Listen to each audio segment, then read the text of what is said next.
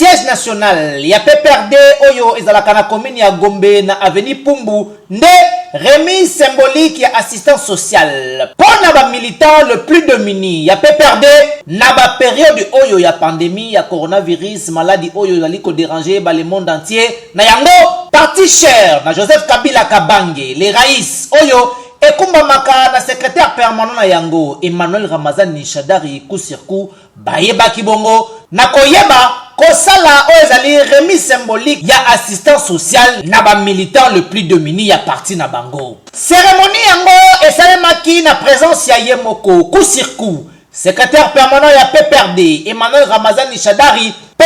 na ba 4 secrétaires exécutifs provinciaux oyo ba représentaki 4 fédérations ya PPRD Kinshasa. Kasi avant tout, Emmanuel Ramazani Shadari Kusirku, secrétaire permanent ya PPRD parti cher na Joseph Kabila Kabange ayebaki bongo nanu kuyeba kotala pe komona na misu soki penza biloko yango oyo basombaki ezalaki bongo ya première qualité wapi abandaki nanu kotala basaki ya baloso oyo ezalaki bongo ya 25 pena 50 kilo awa bozomona ndenge Emmanuel Ramazani Shadari secrétaire permanent ya PPRD azalaki kotala pe komona ye moko na misu ndenge ni biloko yango ezali pesima ayaki kotala ezali basaki ya madeblo donc basaki ya madesu tala ndenge Emmanuel Ramazani Shadari akotisi loboko na ye na kati ya saki ya madesu wapi abimisaki pe atali amoni alobi non oyo penza ezali madesu ya mai moko kaka tango tokisi elembi mbala moko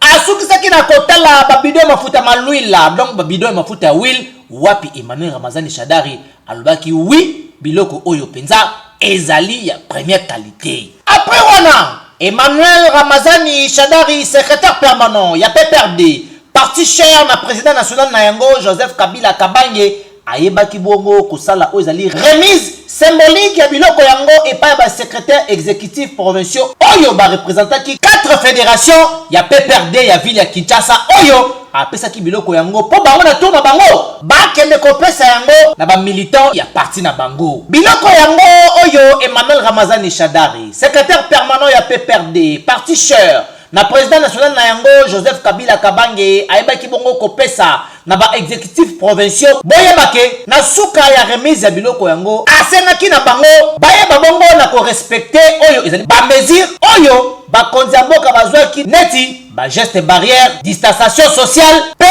koyeba koboya kosangisa batu ebele na tangu ya distribution ya biloko yango. Emmanuel Ramazani Shadari secrétaire permanent ya PPRD asengaki pe na batu ya bonne volonté bayeba ko emboîter les pas donc kolanda idéologie po mikolo oyo ba le monde entier ba wali ko tungisa na maladie oyo ezali ya coronavirus maladie mabe oyo ezali ko senga bakisi na nzoto kasi soki batu ba moni pe loin esengeli ba chape damage na pointe po